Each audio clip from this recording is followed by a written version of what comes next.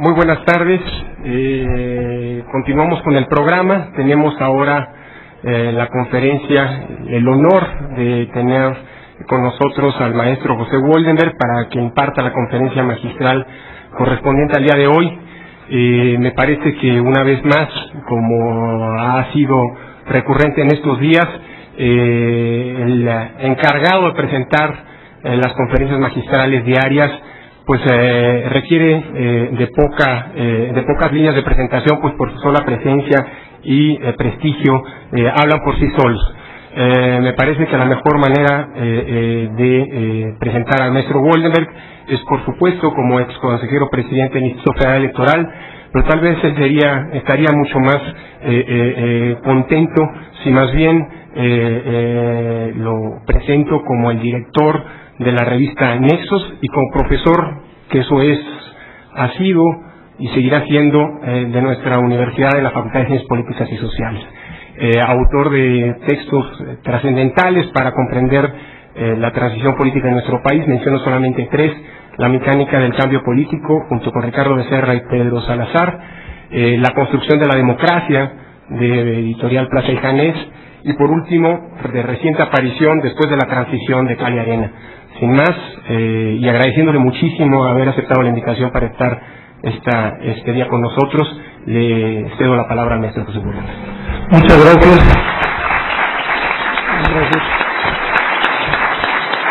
Muy buenas tardes.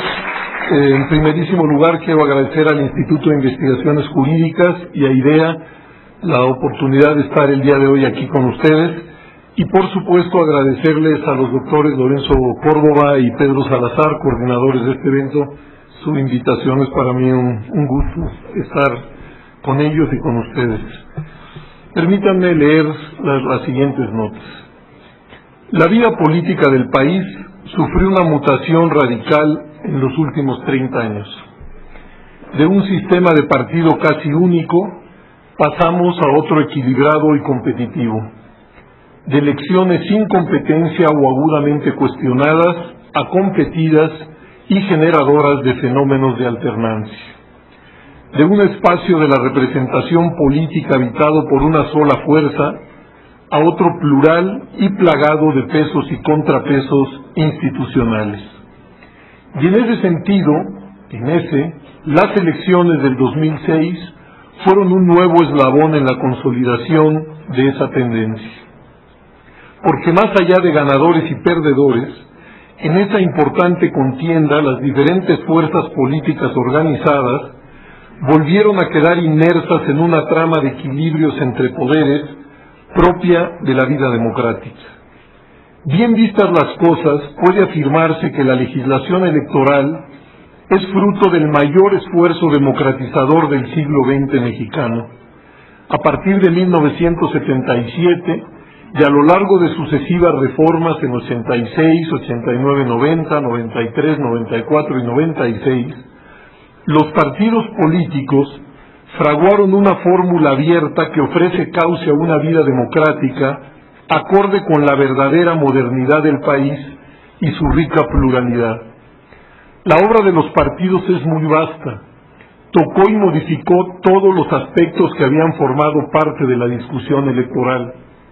En 1996, como ustedes saben, tuvo lugar una de las reformas más amplias e incisivas que dejó resueltos 5 puntos que hoy marcan las coordenadas de un sistema electoral competitivo, democrático. Las enuncio solamente. 1. Definió que la autoridad más confiable para organizar y arbitrar una competencia cada vez más intensa debía ser una institución de Estado autónoma. 2. Estableció que los derechos políticos de ciudadanos y partidos estarían protegidos por un tribunal electoral adscrito al Poder Judicial de la Federación y que ese órgano calificara todas las elecciones federales, haciendo este proceso plenamente jurisdiccional por primera vez en 175 años. 3. Contribuyó a crear condiciones equitativas de la competencia.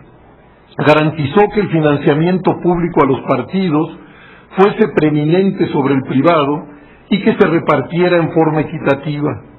Asimismo, fijó límites a los flujos privados de recursos para garantizar la independencia de los partidos y concedió amplias atribuciones de fiscalización a la autoridad electoral. Además, multiplicó el acceso de los distintos partidos a los medios de comunicación electrónica en condiciones equitativas. 4. Refrendó una composición del Congreso de la Unión que combina el principio de mayoría con la proporcionalidad. Así, dio lugar a una traducción adecuada de votos en curules en la Cámara de Diputados y en el Senado, estableciendo diques a la sobrerepresentación. Y 5.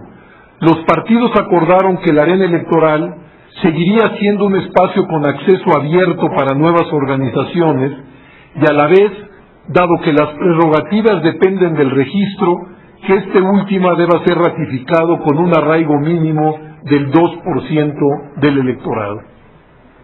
A partir de esas definiciones básicas que se incorporaron a la ley, hemos efectuado 4 procesos electorales que han cambiado de manera radical el mundo de la representación política. Pero, por supuesto, no existen estaciones terminales en ninguna esfera de la vida, y una nueva agenda de cambios está ya instalada en el centro de la discusión nacional. Si las elecciones llegaron para quedarse, porque son el método insustituible a través del cual la diversidad política puede competir y convivir de manera institucional, pacífica y ordenada, y si a pesar de los cambios en el sistema de partidos y en el sistema electoral, la fórmula de gobierno se mantiene inalterada, generando agudos problemas de gobernabilidad, parece pertinente revisar lo que puede hacerse en ambas esferas para que la política pueda desplegarse con mejores opciones de éxito. Veamos, primero en el terreno electoral. Los avances en esta materia se encuentran, creo, a la vista y no es necesario insistir en ellos. Es más, desde 96, como ustedes saben, no hemos vivido una reforma electoral fundamental y sin embargo el marco normativo fue suficiente para regular las elecciones de 97, 2000, 2003 y las del año pasado. No obstante, se han detectado lagunas y problemas que es conveniente atender. Acudo para ello a la nota que los consejeros electorales y el consejero presidente del IFE enviamos a ambas cámaras del Congreso a finales del año 2003. Retomo la secuencia y el orden de aquel proyecto de reforma, pero lo voy a plantear con mis propias palabras y con mis énfasis. Y de igual manera agrego algunos puntos que no estaban planteados en aquella propuesta. Un primer gran tema: gasto y condiciones de la competencia.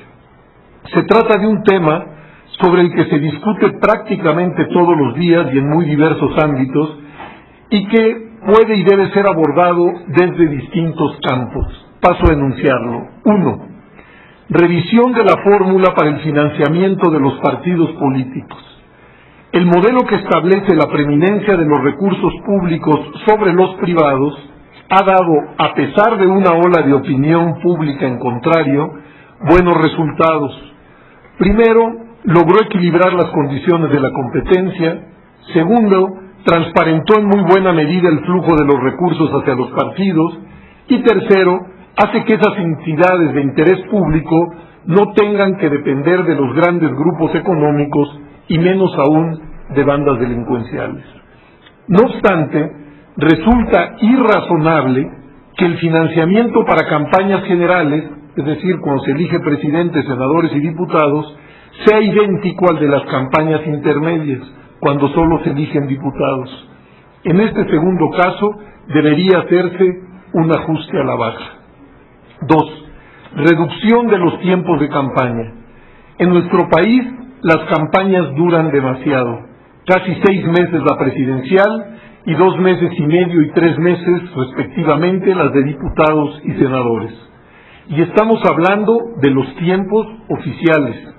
Esos lapsos son mucho más extensos que los europeos e incluso que los de los países de América Latina.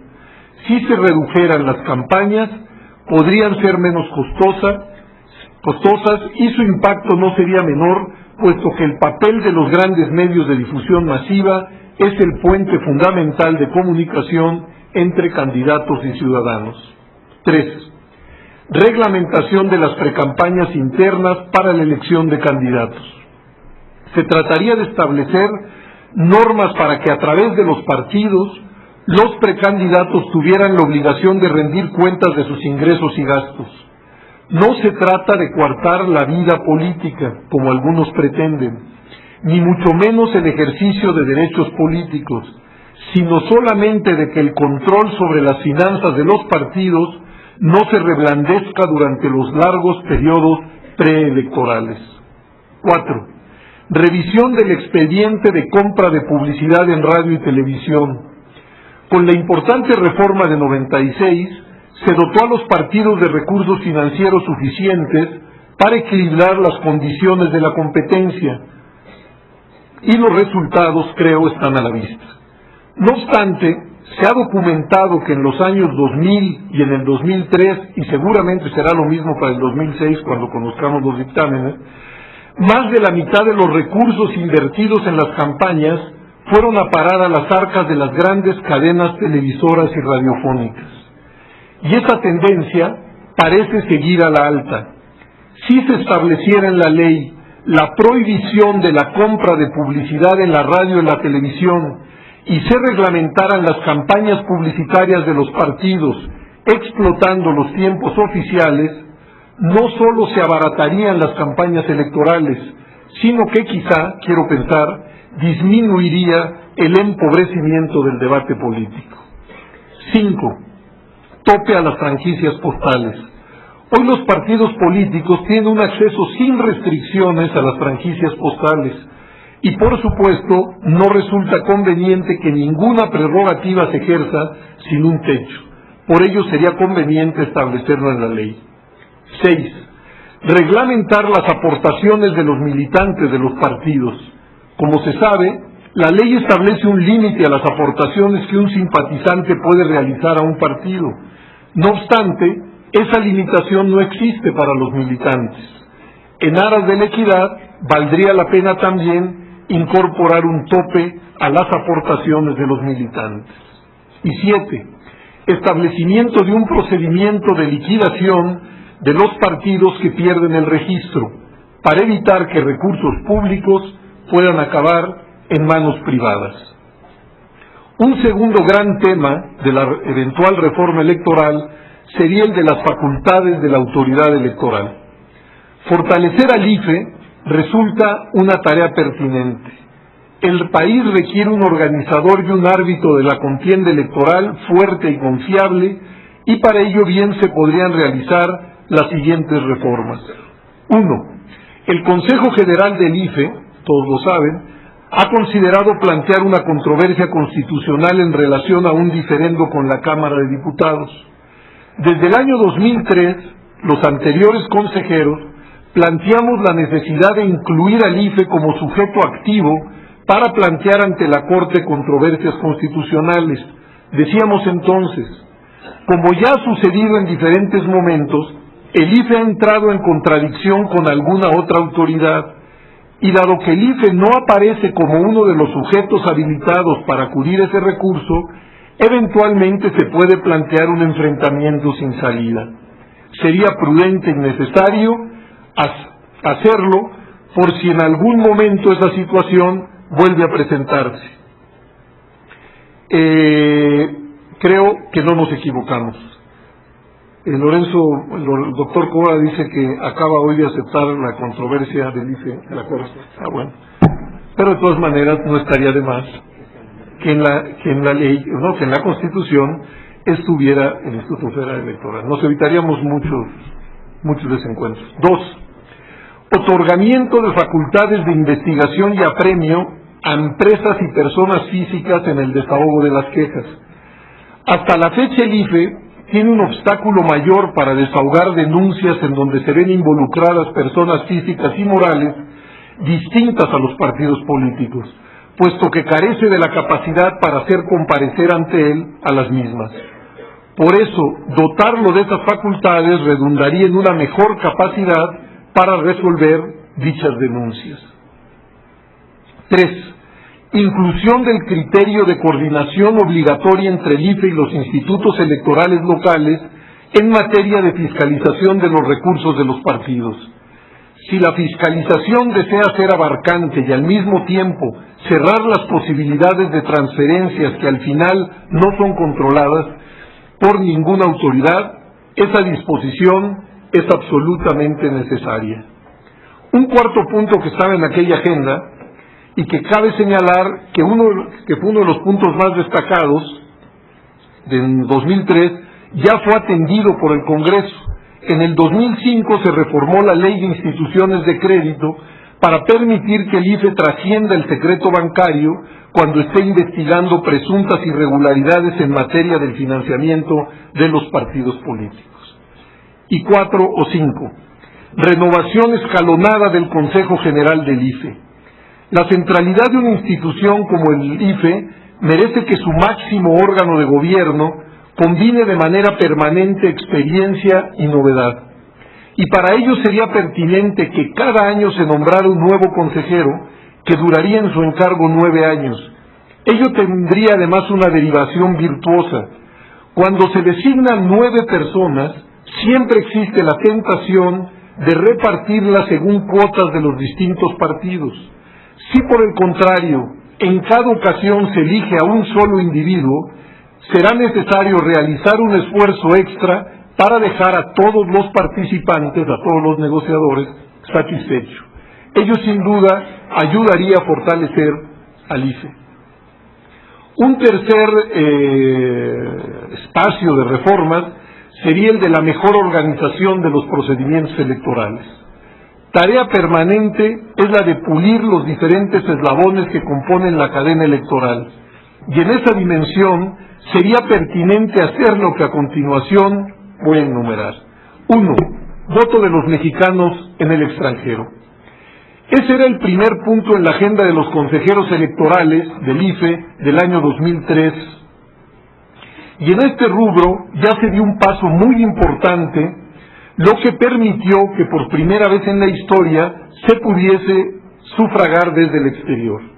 No obstante, luego de la experiencia del 2006, seguramente habrá que diseñar nuevas modalidades para intentar incorporar al ejercicio de ese derecho a muchos más mexicanos que residen en el exterior. 2. Desconcentración de los procedimientos administrativos de sanción a partidos y agrupaciones políticas nacionales. Como se sabe, hoy los procedimientos de sanción se encuentran centralizados en el Consejo General del IFE, lo que hace que en muchos casos estos sean lentos, por lo cual sería conveniente que los órganos locales y distritales del instituto pudiesen desahogar diferentes quejas. El Consejo General debería entonces tener la capacidad de atracción de los asuntos cuando los juzgara relevantes. 3. Revisión de las normas para contar los votos de las coaliciones electorales. Por supuesto que resulta conveniente y natural que dos o más partidos que deseen acudir aliados a una contienda electoral y postular a los mismos candidatos puedan hacerlo. Esa posibilidad debe seguir abierta en la ley. No obstante, como se sabe, hoy la normatividad impide que las autoridades y el ciudadano puedan saber cuántos votos aportó cada uno de los partidos a la mencionada coalición, porque, como ustedes saben, aparecen bajo un solo símbolo. Por ello sería prudente que cada uno de los partidos que integran la coalición apareciera en la boleta con su propio símbolo, de tal suerte que los votos adjudicados a cada partido no fueran el resultado de un acuerdo entre ellos, sino de la auténtica voluntad de los electores. 4. Establecimiento de una vigencia legal para la credencial de elector con fotografía. El Registro Federal de Electores solamente puede dar de baja del padrón a un ciudadano muerto si así se lo notifique el registro civil. Ello hace que el número de fallecidos en el padrón se encuentre de manera natural a la alta. Con la finalidad de contar con un método eficiente de actualización, sería conveniente que la credencial tuviese una vigencia legal de 12 o un poco más de años, de tal suerte que de forma escalonada los ciudadanos acudieran a actualizar su situación en el padrón. 5. Conveniencia de concentrar en una sola fecha los comicios que se realizan en el país en un mismo año. Podemos afirmar que en México la rueda de la fortuna electoral nunca se detiene. Ello fomenta que los partidos políticos en todo tiempo se encuentren en competencia entre ellos y que los periodos para la forja de acuerdos se vean limitados por la mecánica de las elecciones continuas. Además que esa fórmula eleva los costos de la organización electoral, por ello sería pertinente que todas las elecciones federales y locales que deban celebrarse en un mismo año se realicen en un solo día, que bien podría ser el primer domingo de julio de cada año. 6. Conveniencia de revisar el criterio que impide establecer más de 5 casillas especiales en el mismo distrito. En 94, 97, 2000 y 2006, muchos fueron los ciudadanos que no pudieron votar en las casillas especiales, que como ustedes saben, son las destinadas a los electores que se encuentran fuera de su sección, distrito o estado, porque las boletas que se destinan a esas 5 casillas se agotan. Por ello sería conveniente que la legislación permitiera a cada consejo distrital establecer el número de casillas especiales que juzgara pertinente, sobre todo en los puertos fronterizos, en los lugares turísticos y en las ciudades que atraen migrantes internos. Esa medida permitiría que ningún ciudadano se quedara sin votar por falta de boletas. Y 7. Posibilidad de acceder a una muestra de la documentación electoral para fines de estudio. Como se sabe, hoy se encuentra prohibido utilizar la documentación electoral utilizada el día de la jornada para cualquier fin distinto del que la ley prevé, y además se ordena su destrucción una vez finalizado el proceso electoral. Ello impide que la autoridad o investigadores interesados puedan realizar estudios de muy distinto orden con esa importante información. Levantar ese veto permitiría hacer indagaciones de muy diverso tipo. Paso a una cuarta esfera de reformas posibles: reelección de legisladores. Dado que en cada ronda de reforma electoral se discute la integración de las cámaras del Congreso, vale la pena volver a colocar en el tapete de las discusiones la posibilidad de la reelección de diputados y senadores. El sistema político mexicano tiene un grado de madurez suficiente como para plantearse la conveniencia de permitir la reelección inmediata de legisladores. La imposibilidad de reelección inmediata de los miembros de las cámaras del Congreso de la Unión responde a motivos históricos que en su momento procuraron ofrecer cauces de movilidad política. Hoy, sin embargo, deben ser revisados para contribuir al mejor desempeño de la tarea legislativa. En realidad, la posibilidad de reelección parlamentaria está garantizada, aunque no de manera inmediata, por lo que tampoco hay motivos políticos relevantes, como sí los hay en materia de reelección en los distintos niveles del Poder Ejecutivo, que hagan de este un asunto insalvable. Creo que es pertinente un poder legislativo profesional, capaz de ser una auténtica contraparte y de establecer puentes de colaboración con el Ejecutivo. Legisladores experimentados permiten la continuidad y fluidez entre una legislatura y otra. La posibilidad de reelección es un método eficiente para que los electores sancionen el trabajo legislativo desempeñado, lo que estimula también la creación de vínculos más estrechos entre los legisladores y sus representados. Esas ventajas, a mi entender, deben ser valoradas en un nuevo contexto de respeto al voto, en el que solo el sufragio de los ciudadanos define quién ocupa los puestos de representación parlamentaria. Y un quinto tema sobre el cual quiero extenderme un poco, que es el de la definitividad de las etapas y actos del proceso electoral. Cuando las impugnaciones en relación a la elección presidencial pasada llegaron al tribunal, se abrió un espacio tenso y delicado, porque no solo debía desahogar un cúmulo enorme de juicios de inconformidad, realizar el cómputo definitivo de la elección, sino también declarar la validez de la misma. Hoy conocemos las resoluciones, pero vivimos varias semanas a la espera de la determinación del tribunal que por supuesto, no podía ser de otra manera, fue acompañado de una espiral de especulaciones sin fin y en muchos casos de auténticos desvaríos. La incertidumbre se debía a que las sentencias del tribunal abarcaban un abanico de posibilidades enorme, desde la confirmación hasta la no validación de la elección. Por ello debemos sacar las lecciones del caso. ¿Cómo llegamos a esa situación? Conviene que al final de unos comicios al tribunal puedan planteársele la revisión de prácticamente todos los eslabones del proceso. Creo, para decirlo desde el inicio, que esto último no es conveniente, incluso más allá del litigio que acabamos de vivir. Durante un periodo, una de las tesis fundamentales en materia electoral fue la de la definitividad de las etapas. Se consideraba que todo podía ser impugnado, revisado, controvertido, pero en un tiempo determinado, y que una vez que ese lapso concluía, debía considerarse definitiva esa etapa o ese acto. La propia Ley General del Sistema de Medios de Impugnación, como una derivación del artículo 41 constitucional, dice en su artículo 3º, cito, que el sistema de medios de impugnación tiene por objeto garantizar la definitividad de los distintos actos y etapas de los procesos electorales.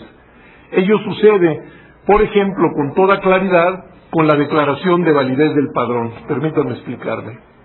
Antes de ser aprobado el padrón, los representantes de los partidos pueden revisarlo. Existen 333 comisiones de vigilancia. Se crea un comité técnico con el objetivo de estudiarlo y evaluarlo. Se realiza una llamada auditoría ciudadana que consiste en la exhibición de las listas nominales de electores en los comités distritales del IFE, con el objeto de que los ciudadanos puedan constatar si están bien inscritos en el padrón, luego de lo cual el Consejo General lo declara válido. No obstante, si algún partido tiene dudas o evidencias en contra de la pulcritud con la que se ha construido, puede impugnarlo ante el tribunal, luego de lo cual el padrón y las listas nominales se consideran definitivas. La idea subyacente creo que es clara. Las listas nominales de electores tienen que ser confiables, deben ser evaluadas cuantas veces se considere necesario y se deben atender todas y cada una de las preocupaciones de los partidos, pero en un lapso de tiempo prefijado, luego del cual adquieren la condición de definitivas, de tal suerte que después de los comicios nadie pueda invocar supuestas o reales anomalías en el padrón para querer desacreditar las elecciones. No obstante, la tesis de la definitividad de las etapas y los actos fue, desde mi punto de vista, erosionada en su momento con muy buenas razones, subrayo, con muy buenas razones, cuando se invalidó la elección de gobernador de Tabasco en el año 2001, bajo la llamada causal de nulidad abstracta, que abrió la puerta para que el tribunal revisara no solo lo que había acontecido durante la jornada electoral, sino eslabones previos. Con ello, el criterio de definitividad de las etapas quedó reblandecido. Es menester, creo, repensar el diseño del contencioso electoral para que al llegar el día de la jornada comicial, todos los eslabones del proceso hayan sido revisados, castigados los infractores y para que las etapas tengan un estatus de definitividad. Por supuesto, siempre existirán eventos que sucedan en los últimos días previos a la elección y que deben ser evaluados y revisados por los magistrados, de tal suerte que luego de la jornada el tribunal solo revise lo que sucedió ese día y quizá unos cuantos días antes de unos cuantos días después. Como un contraejemplo, es decir, en las antípodas de la lógica anterior, se encuentra el tema, por ejemplo, de los requisitos de elegibilidad de los candidatos que, aunque parezca increíble, se pueden y se deben examinar después de que los ciudadanos ya votaron. Cuando los candidatos se inscriben, la autoridad correspondiente, el IFE o los institutos locales, deben revisar que cumplan con los requisitos de elegibilidad, es decir, edad, nacionalidad, etc. Y si alguien considera que no los cumple, está en su derecho de impugnar esa inscripción. Estos casos pueden llegar hasta el tribunal y todo ello suena lógico. Lo que desde mi punto de vista resulta ilógico es que ese mismo procedimiento hay que realizarlo después de la elección, de tal suerte que puede darse el caso, y ya se ha dado, que un candidato electo no pueda asumir su cargo porque resultó que al final no cumplía las formalidades de residencia, de edad, de nacionalidad, etc. En suma, se requiere ofrecer amplias garantías, mejores y más profundas, para la impugnación de cada uno de los actos y eventos del proceso electoral, pero las etapas deben abrirse y cerrarse, de tal suerte que al final hablen solo los votos y se revisen, por supuesto, los incidentes que se presenten en la jornada y quizá en los últimos días de las campañas, pero no lo que sucedió 6, 4 o 2 meses antes de los comicios. Creo que eso resulta absurdo.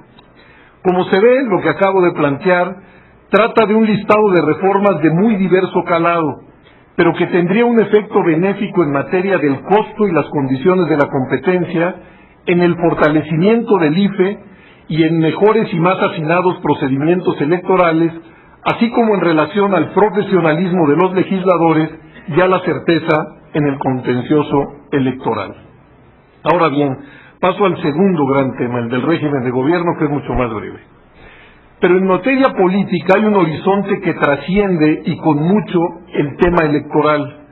Las modificaciones radicales que el país vivió en el sistema de partidos y en su sistema electoral obligan a preguntarnos si el sistema de gobierno puede mantenerse inalterado. Hay que repetir que la invasión de la pluralidad a las instituciones del Estado es de por sí venturosa, porque expresa de manera más fiel las pulsiones de la sociedad y porque ofrece a la variedad de partidos un espacio para recrearse. Pero ese proceso democratizador genera, como casi todo mundo lo reconoce, un nuevo tipo de problemas que pueden resumirse en el siguiente enunciado: la falta de una mayoría estable en el legislativo que acompañe y apoye la gestión presidencial. No parece ser un asunto de coyuntura, porque en 4 elecciones sucesivas el partido del presidente no ha logrado convertirse en mayoría absoluta, primero en la Cámara de Diputados y luego también en el Senado. Aunque por supuesto eso podría cambiar, no parece probable. Tampoco se trata de un asunto menor, porque de la existencia de una mayoría estable en el Congreso depende en buena medida el desempeño de todo el sistema político. El tema de la mayoría en el Congreso tiene sus nutrientes, es decir, no surge por generación espontánea, y un impacto diferente dependiendo del régimen político.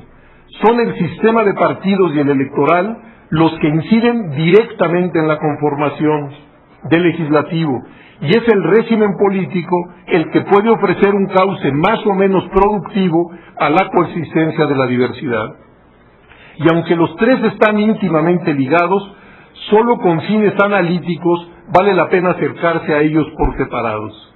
El problema, repito, es el de un gobierno legítimo que no tiene un apoyo mayoritario en el Congreso. Entonces vale la pena preguntarse qué puede hacerse desde el punto de vista de la llamada arquitectura constitucional. 3 puntos voy a desarrollar. 1, el número de partidos. Se trata de una variable más que importante. Bastaría con una caricatura, que no lo es. Ahí donde existe un solo partido, la mayoría legislativa es un hecho que preexiste a la propia elección. La Unión Soviética o la España de Franco, por solo citar algunos de los sistemas de partido único de diferente signo ideológico, por supuesto que no tenían dificultad para construir mayoría. El problema era que el de la exclusión de todo partido distinto al oficial, y ello los convertía en la antítesis radical de la democracia. Los sistemas bipartidistas, por definición, crean mayoría. No puede ser de otra manera. Uno de los dos tiene que ganar y al hacerlo la mayoría es automática. Sin embargo, a partir de 3, si se trata de formaciones más o menos equilibradas, las cosas se complican. Resulta difícil que de las urnas salga una mayoría franca, de tal suerte que los sistemas multipartidistas que expresan mejor la diversidad de corrientes políticas suelen tener dificultades para forjar mayoría. No obstante, resulta muy difícil manipular esa variable pretendiendo que una reforma normativa destierre a alguna de las fuerzas representativas, porque una vez formados por la historia los partidos, es difícil pretender exorcizarlos a través de la llamada ingeniería constitucional o legal. En nuestro país, de vez en vez, se escuchan voces clamando por elevar el porcentaje de votación para refrendar el registro e ingresar al Congreso. Esa medida, que estrecharía la diversidad política, sin embargo, no lograría su objetivo, porque por lo menos los tres grandes formaciones en torno a las cuales gira la vida política seguirían ahí, y el rompecabezas para la forja de una mayoría estable no se habría alterado de manera sustantiva. Pasemos entonces al sistema electoral. Las fórmulas a través de las cuales se lleva a cabo la elección y se traducen votos en escaños impactan la conformación de los órganos legislativos. Se trata de un sistema interrelacionado con el de partidos y ambos suelen influirse, pero de manera esquemática se podría afirmar que los sistemas uninominales, es decir, donde se elige un representante por circunscripción territorial, tienden a favorecer a los partidos más grandes y a dejar sin representación a los partidos más chicos, salvo que estos tengan una inserción regional fuerte. La ventaja de las fórmulas uninominales es que establecen una relación más estrecha entre los electores y el elegido, ya que los primeros votan no solo unas siglas partidistas, sino a una persona identificable. Su enorme desventaja es que tienden a sobre y a subrepresentar a las diferentes corrientes políticas. Los sistemas de representación proporcional, como su nombre lo indica, tienen la ventaja de hacer una traducción más exacta entre votos y escaños, y por ello reflejan de mejor manera la diversidad. En ese marco resulta más sencilla la reproducción del multipartidismo. El nuestro, como se sabe, es un sistema mixto que intenta conjugar las ventajas de las fórmulas uni y plurinominales. El 60% de la Cámara de Diputados se elige en distritos y el 40% a través de listas, cuya función es modular los excesos de sobre y subrepresentación que podría acarrear la sola existencia de la fórmula uninominal. Pero además, el diseño premia a la mayoría con un excedente de diputados en relación a sus votos que no puede ser mayor del 8%. Y ni aún así, en 4 elecciones consecutivas se ha logrado construir mayoría absoluta. En este renglón, de manera recurrente suele insistirse en volver al formato uninominal, con lo cual se haría más fácil la emergencia de una mayoría absoluta, y ciertamente sería así. El quebranto, sin embargo, estaría en otro lado, en que una mayoría relativa escasa se convirtiera en una mayoría absoluta que no reflejara con mediana claridad las preferencias de la sociedad. Y por eso paso al último punto, al régimen político. Como sabemos, casi toda Europa vive en regímenes parlamentarios. América Latina y Estados Unidos tienen regímenes presidenciales. En los primeros, el gobierno surge del Parlamento y se requiere por lo regular del respaldo de una mayoría absoluta de representantes. Entre nosotros, el presidente y el Congreso surgen de procesos electorales simultáneos, pero independientes. En el parlamentarismo es necesario contar o conseguir una mayoría para edificar el gobierno. En México, primero se llega al gobierno y luego hay que descifrar la fórmula para construir una mayoría congresual que apoye la gestión presidencial. Quienes plantean como solución la segunda vuelta para la elección presidencial, desde mi punto de vista, se equivocan en el diagnóstico y en la receta. Arribar a la presidencia con menos del 50% de los votos no representa un déficit de legitimidad. El caso del presidente Fox creo que es elocuente. El problema se encuentra en otro lado, en la falta de respaldo que el gobierno tiene en el Congreso. Por ello, porque para gobernar se requiere de una mayoría estable en el legislativo, y cuando esa mayoría no surge de las urnas es necesario construirlo, hay que pensar quizá en una cirugía mayor. Y en esa dimensión, la del régimen político, quizá puedan encontrarse las claves para la necesaria gobernabilidad democrática. Tenemos, pues, democracia y problemas de gobernabilidad. Y así como en el pasado México fue capaz de desmontar un sistema autoritario para construir otro democrático a través de reformas sucesivas que implicaron acuerdos y negociaciones, hoy es necesario resolver los temas de la gobernabilidad, quizá con el mismo mecanismo. Muchas gracias.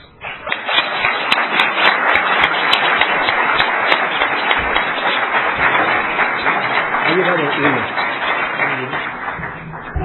Muchísimas gracias al maestro José Woldenberg, dando tiempo para que lleguen las preguntas y para que nuestro invitado, bueno, que hay algunas aquí, pero para que, sobre todo, de aquel lado, Rafael, para que nuestro invitado las lea, las procese. Me veo en para evitar estos silencios angustiantes, me veo en la delicada y complicada tarea de tener que glosar la conferencia que nos acaba de impartir el maestro Woldenberg. Yo simplemente subrayaría dos elementos en los que espero haya una coincidencia con el maestro Woldenberg. El primero es el hecho de que, independientemente de que la reforma electoral o que el sistema electoral requiere una serie de ajustes, todo este elenco largo que nos ha enumerado José Woldenberg representa al fin y al cabo elementos de eso, de ajuste, y no se trata de elementos refundacionales ni mucho menos. Creo que esto es importante, sobre todo en un contexto de enfrentar la necesidad de una reforma electoral en el que esas tentaciones refundacionales, en el que esas tentaciones de borrar todo y construir algo nuevo, deben justamente ser conjuradas. Pero ahí está la tentación y eso puede resultar peligroso, sobre todo si pensamos que en términos generales las instituciones y los procedimientos electorales en nuestro país se han construido bien y han funcionado bien. Las lagunas allí están, las mejoras y los ajustes también están señalados, pero se trata justamente de eso. Y en segundo lugar, y esto entiendo está anticipado como uno de los temas de discusión en la mesa de la tarde, el que tiene que ver el énfasis que hace el maestro Woldenberg en un tema que corre paralelo, que no es ajeno y en el que incluso diría yo tiende a circunscribirse el tema de la reforma electoral en concreto. Y es que la reforma electoral, a pesar de que ha conducido el eje de la transición en los últimos 30 años en nuestro país, finalmente no es un tema aislado y no es un tema que tenga que ser descontextualizado de un tema mucho más amplio y que involucra, entre otras cosas, el repensamiento de un sistema político. Las reglas electorales me parece que han cambiado y los resultados son evidentes, como nos lo señalaba el maestro Woldenberg, pero al fin y al cabo la arquitectura esencial del Estado mexicano sigue siendo aquella, con algunos ajustes sin duda, pero en términos generales la misma que fue funcional para el funcionamiento de un sistema político autocrático, monocolor, que hoy ya no está entre nosotros. Creo, como lo señalaba bien el maestro Woldenberg, que el tema de la gobernabilidad y de la construcción de mayorías que permitan dar pie a un gobierno eficaz, un gobierno capaz de enfrentar y solucionar los retos que presenta el país, es el gran tema de la agenda política.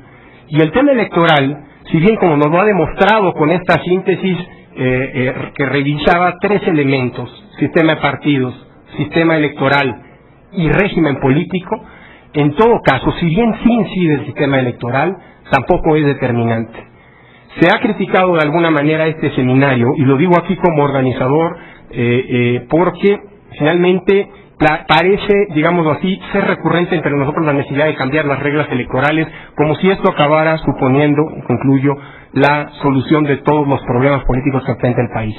El problema, insisto, es mucho más amplio y creo que es aleccionadora la exposición del maestro Woldenberg precisamente por eso, por subrayar que si bien es cierto la necesidad de un ajuste en las reformas electorales, en las normas electorales, y para eso estamos aquí convocados esta semana, esto es solamente un tema de una discusión mucho más amplia y de la que depende la viabilidad no solamente del sistema político, sino agregaría del sistema político democrático que nos hemos dado. Gracias, maestro Woldenberg. Espero haya sido suficiente este interludio de glosa a su conferencia. Muchas gracias. No, muchas gracias. Yo básicamente estoy absolutamente de acuerdo con lo que dijo el doctor Córdoba, y pues voy a tratar de responder de manera telegráfica a las muchas preguntas que han planteado. Dice el señor Everardo Villaseñor González: si ustedes de hace varios años tenían una visión aplicable para reformar el IFE, esto no sé por qué no se llevó a cabo. Pues me imagino lo que acabo de plantear. ¿Por qué? Bueno, la idea de esta ponencia creo yo que es relativamente sencilla. Creo que en 1996 se llevó a cabo una reforma muy vasta. Todos y cada uno de los eslabones del proceso electoral fueron revisados.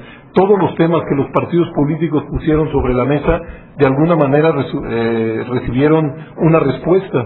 Creo que la reforma de 1996 fue muy amplia, abarcante, profunda, y que ayudó a modificar de manera radical lo que son las elecciones en nuestro país, y a través de esa vía incluso el mundo de la representación política. Pero hombre, no hay estaciones terminales. Precisamente lo que hicimos los anteriores consejeros electorales y un servidor, al fin de nuestra gestión, fue enviar una nota al Congreso porque habíamos detectado lagunas, límites, obstáculos, y propusimos desde fines del año 2003 que se atendieran los mismos. ¿Por qué no los atendimos nosotros? Porque no teníamos facultades, es decir, se requerían de reformas o constitucionales o legales para modificar lo que yo acabo ahora de enunciar. El señor Salvador Vargas dice: estimo que no es necesaria mayoría en el Congreso, estimo la no necesidad de partidos políticos. Bueno, a ver, por supuesto que un régimen democrático no tiene por qué llevar al Congreso a una mayoría absoluta de votos. De hecho, yo por eso planteo que no es necesario modificar el sistema electoral, es decir, el sistema a través del cual se traducen los votos en escaños. Hay quien ha propuesto, por ejemplo, cláusulas de gobernabilidad que hagan que el partido que más votos tenga automáticamente tenga la mayoría absoluta de los escaños.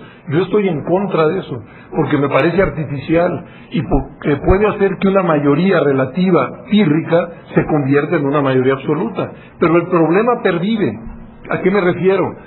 Todos hemos visto, todos hemos aprendido a partir de 1997 y hasta la fecha que no es lo mismo para un presidente de la República gobernar cuando él y su partido tienen mayoría en el Congreso, cuando el presidente y su partido no la tienen. Las dificultades están a la vista, no es un invento.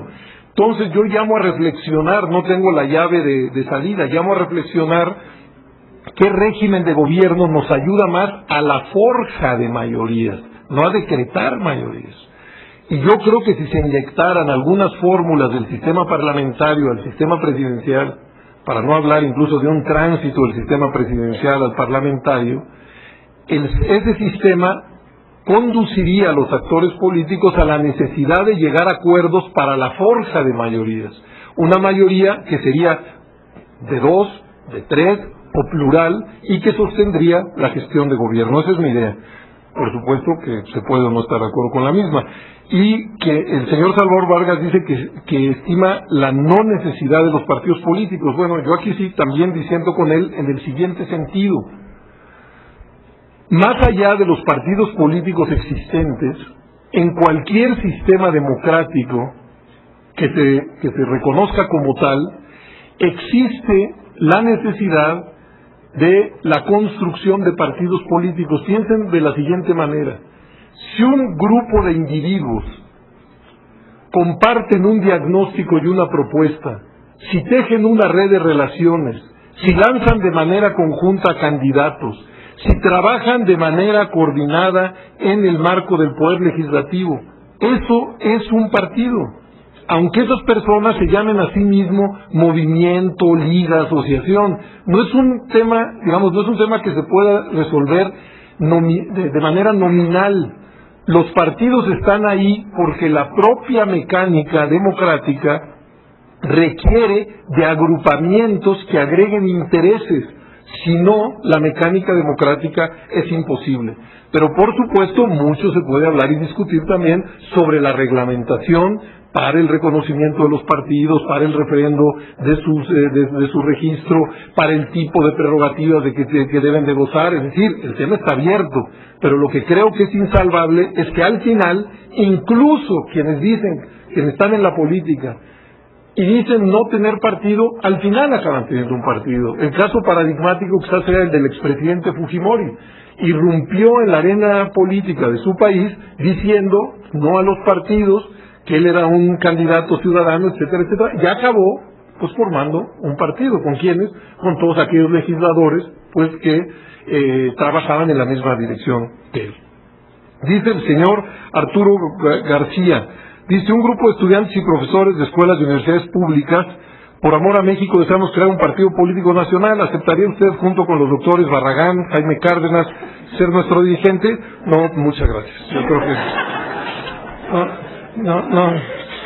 no, porque no creo que así se construyan los partidos políticos, pero bueno, ya lo leí. Michelle Jaramillo, ¿es factible la reelección inmediata de diputados y senadores a través de la representación proporcional o solamente por mayoría relativa? Dice algo más, pero yo creo que si la reelección inmediata va a ser, se fuera a aprobar, yo no pondría diferencias entre los diputados uninominales y plurinominales. Insisto, lo que se intenta es profesionalizar al Congreso. Y el hecho de que exista la posibilidad de reelección no quiere decir que las personas se reelijan en automático. Hay un régimen competitivo y serán los electores los que decidan quiénes se reeligen y quiénes no. Dice el señor José Vélez Laredo, ¿considera usted que sería sano para nuestra democracia que los jueces y magistrados integrantes del Poder Judicial fueran electos por el voto popular, directo y secreto de los ciudadanos? Luego había más consideraciones, pero esa es la pregunta. Yo no estaría de acuerdo. Yo creo que no deberíamos de intentar partidizar al Poder Judicial. Precisamente el Poder Judicial, teórica y prácticamente, debe estar por encima de las pasiones políticas, y creo que si los jueces fueran electos, a querer o no, acabarían alineados con las diferentes formaciones políticas y respondiendo a las clientelas que los llevaron a esos cargos. Dice Isabel de la Rosa, hace algunos años, cuando estaba al frente del Consejo General del IFE, sostenía que el elevado costo de las elecciones en México se justificaba por las necesidades propias que implicaba la construcción de la democracia. ¿Cómo se puede ahora seguir defendiendo ese argumento en términos de reconstruir la legitimidad del IFE, si aunque se reconoce su legalidad, resultan insultantes al escrutinio de la opinión pública los costos de nuestra democracia? Bueno, va por lo del costo de la democracia y dada la desigualdad social y en particular la pobreza. A ver, lo que yo decía en aquel entonces y que creo que puedo sostener hasta la fecha, es que los costos de los procesos electorales en México se debían, quitando lo del financiamiento de los partidos sobre lo cual ya hablé, a dos grandes causas. Primero, el Instituto Federal Electoral es el único instituto en el mundo encargado de hacer el padrón electoral en las listas nominales con fotografía. El único. En Europa eso lo hacen los ministerios del Interior y en América Latina normalmente las registradurías civiles. Y no sé ahora el presupuesto del IFE, pero seguramente más del 40% de los recursos del Instituto Federal Electoral van a esa tarea. Por eso se explica el presupuesto del IFE. Sí, porque está encargado de una tarea que además, como todos sabemos, no sirve solamente para votar. La credencial de elector con fotografía se ha convertido de facto en la cédula de identidad de nuestro país. Es decir, con esa credencial la gente hace sus trámites bancarios, inscribe a sus niños en las escuelas, etcétera, etcétera, etcétera. Pero claro, ese costo se le carga al proceso electoral. Si el IFE no fuera el encargado de hacer eso, el 40% de su presupuesto se podría ir hacia la baja sin afectar al instituto. Entonces, esa es una de las causas. Y el otro decía, y digo yo hoy también, es que muchas de las rutinas del Instituto Federal Electoral son de una enorme sofisticación. ¿Por qué? Por la enorme incredulidad en el que se desarrollaban nuestros procesos electorales. Y fue necesario idear fórmulas muy caras, pero muy seguras para garantizar procesos electorales confiables. Pongo solamente 2 ejemplos, pero podría poner 100. Somos el único país en el mundo donde el Instituto Federal, donde la autoridad electoral le entrega a todos y cada uno de los partidos políticos listas nominales con fotografías para cada una de las casillas. ¿Para qué? Para que cada uno de los representantes de los partidos pueda checar no solamente el nombre, sino incluso el rostro de los votantes. Imaginen ustedes, que eso lo tengo en el año 2003 fueron 11 partidos, y en aquel entonces el padrón era de más de 60 y tantos millones de personas. ¿Qué quiere decir eso? Que se tuvieron que imprimir alrededor de 700 millones de fotografías en cuadernillos para entregar a los partidos políticos. ¿Eso es muy caro? Sí, es muy caro. Pero que inyecta mucha seguridad a la hora de que los representantes de los partidos van viendo quién vota. En nuestro país, fíjense, las boletas electorales se hacen con papel de seguridad. Tienen tramas visibles, tramas invisibles, tienen sellos de agua, están foliadas en el lomo, etcétera, etcétera. Vayan a un país como España y verán que las papeletas se hacen con el papel más deleznable y más barato que hay en el mercado. Bueno, ¿por qué en México tuvimos que acudir a eso? Pues porque se decía que había un trafique con etcétera, etcétera, había que dar garantías de seguridad. Entonces, yo lo que creo es que no vayamos a llegar a un ahorro mal entendido.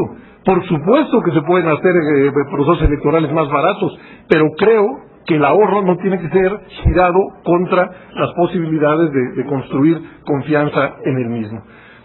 Dice, la prensa publicó, el señor Jorge Gutiérrez, la prensa publicó que se sustrajo el padrón electoral de México a Estados Unidos conforme a derecho. ¿Qué se ha hecho para defender a los mexicanos que no se haga mal uso de los datos personales? Es un tema muy interesante y que quizá valdría la pena recuperar para la agenda legislativa. ¿Por qué? Por lo siguiente, aunque yo no sé cómo resolverlo.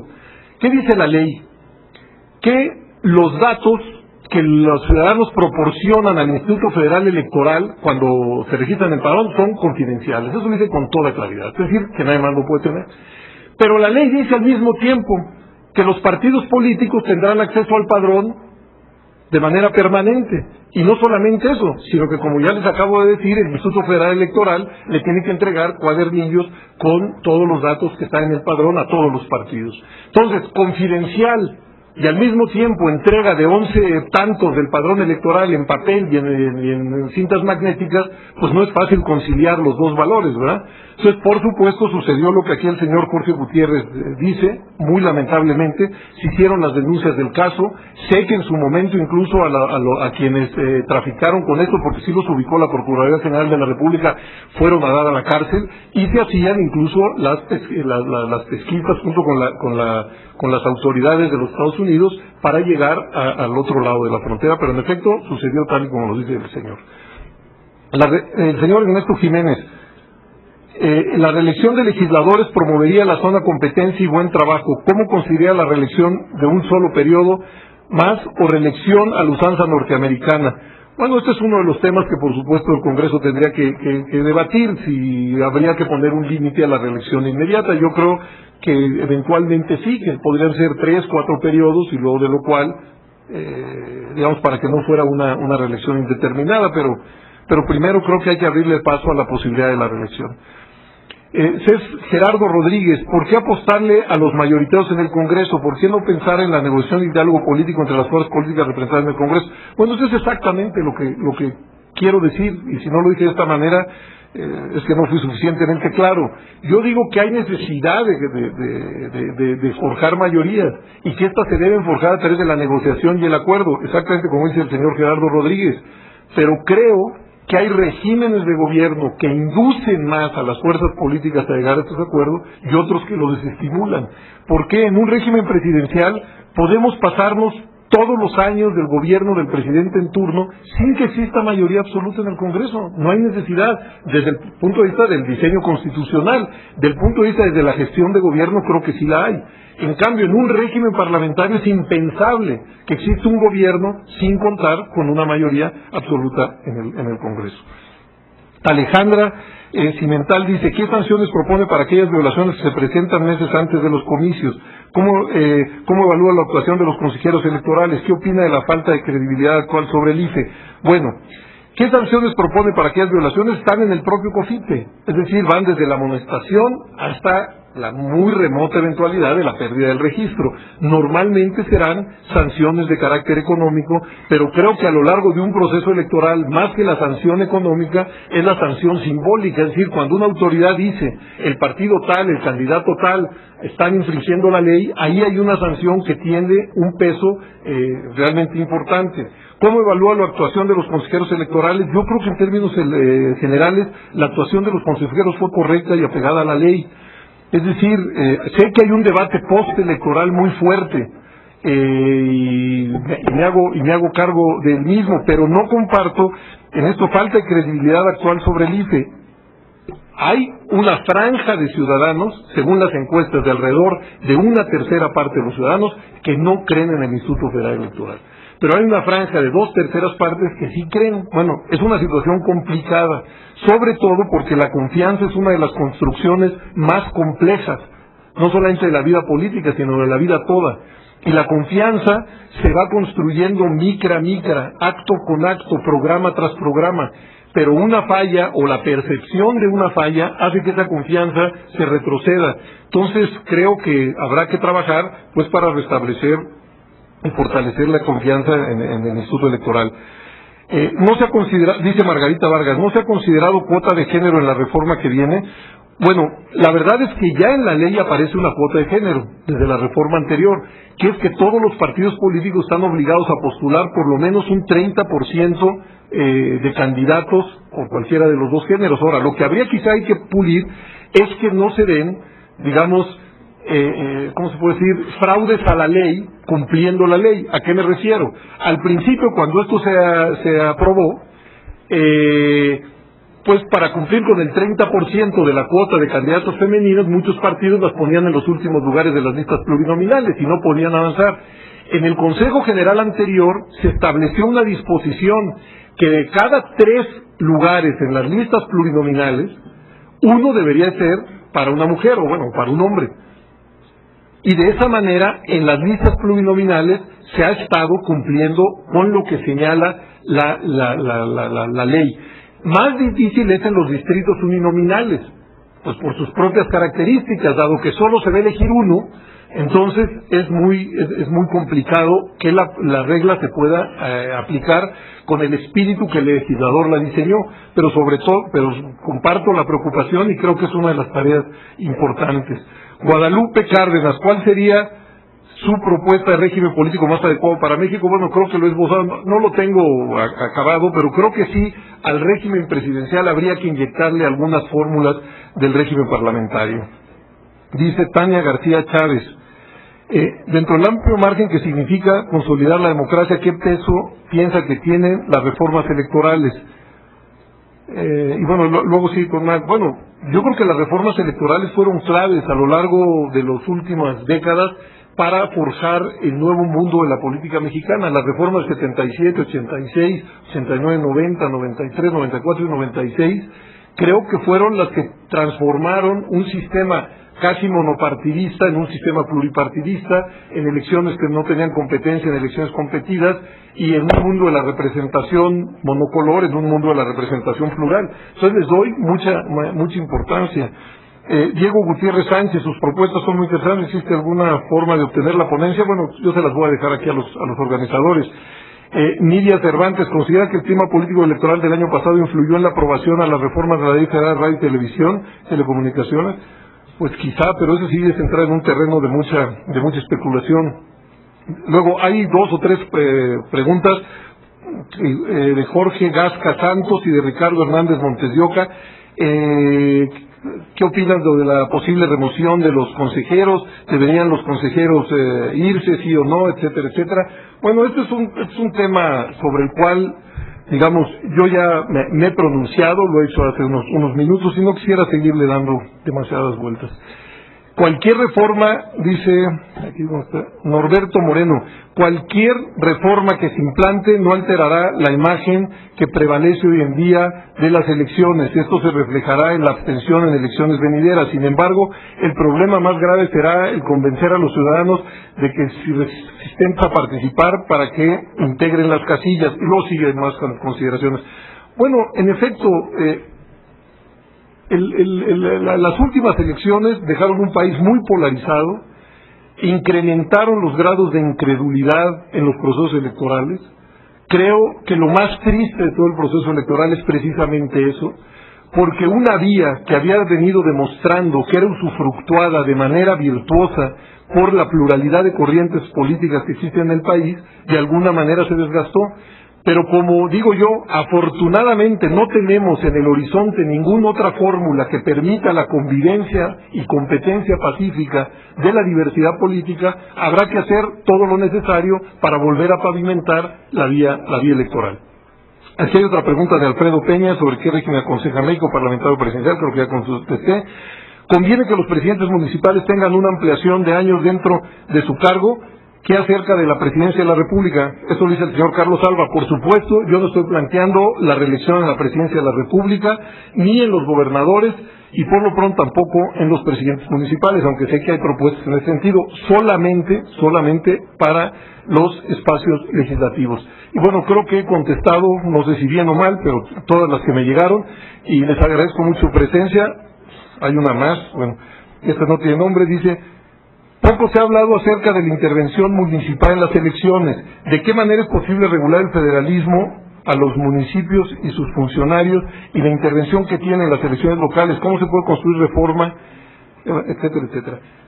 Bueno, recuerden que hasta 1947 eran los ayuntamientos los encargados de preparar las elecciones, y que precisamente como las elecciones transcurrían de manera muy desigual a lo largo y ancho de la República, en ese año se decidió que las elecciones federales serían organizados por un órgano electoral federal, nacional, central, como quieran llamarlo, y en esa tesitura seguimos.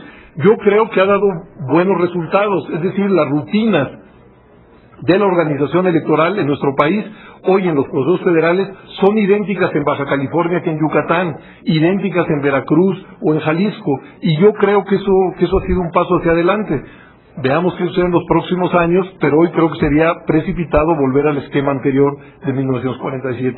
Entonces, de nuevo, pues muchísimas gracias por la invitación, por su atención, por sus preguntas. Muchas gracias.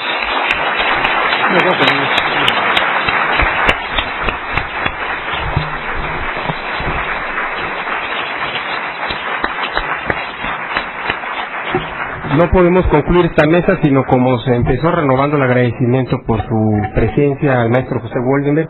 Y nada, recordarles que la mesa de la tarde, que comienza a las 5, estará dedicada justamente a la representación política, así que habrá manera de glosar, no creo que también simplemente glosar, lo digo, los temas que ahora el maestro Woldenberg expuso ante nosotros. Gracias y hasta la tarde.